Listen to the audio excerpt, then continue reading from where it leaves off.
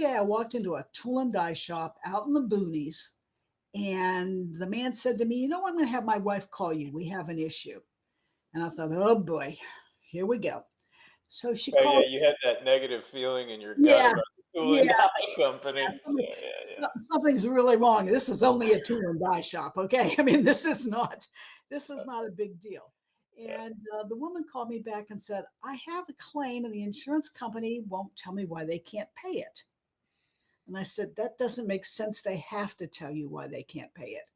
She Mm. said, no, they can't tell me. And I said, okay. Well, I went out to sit down with her. And in the long run, what happened was they had a cyber claim. At that time, I had never seen an actual cyber policy.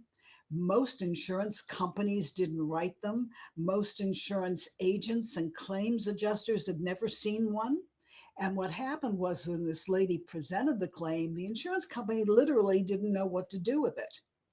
And they Wow. denied it correctly because they knew they weren't covering it.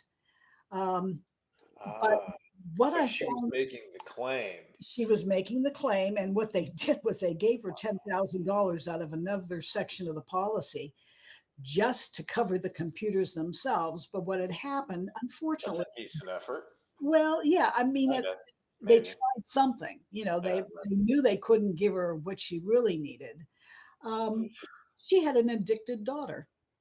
The daughter went to one of the universities in the area, and somebody in the area knew her father was doing work for Oh, Lord.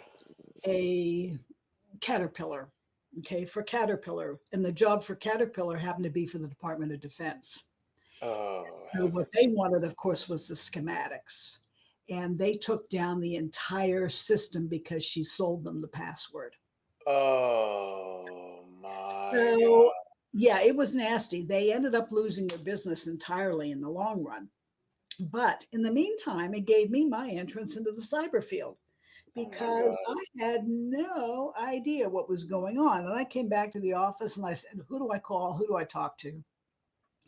And nobody at the office knew anything about it. They said, well, call so and so. And I called and he said, okay, this is who I'm going to direct you to. Yeah, this is going to be a big thing. I said, okay, well, tell me what to do. So I got on the phone with some people and I started listening and figuring out that, yeah, this was going to be a big deal. We needed to sell it to our clients. It was just really starting to bubble up. It had been around since the 90s. I mean, cyber insurance is not new like people think it is. When you Uh, s when you said we this was gonna be a big deal and we needed to sell it to our clients, if you could just clarify your thinking. Was it that cyber was gonna be a big deal and you guys had to prioritize it in the sales process in your business, or this was gonna be a big deal for the tool and die company? Oh, And no, this was going to be a big process for the insurance agencies got it. to sell to the clients, number one. I was thinking from the insurance agency's point of view, but from the client's point of view, all clients, I could see where this could be a problem.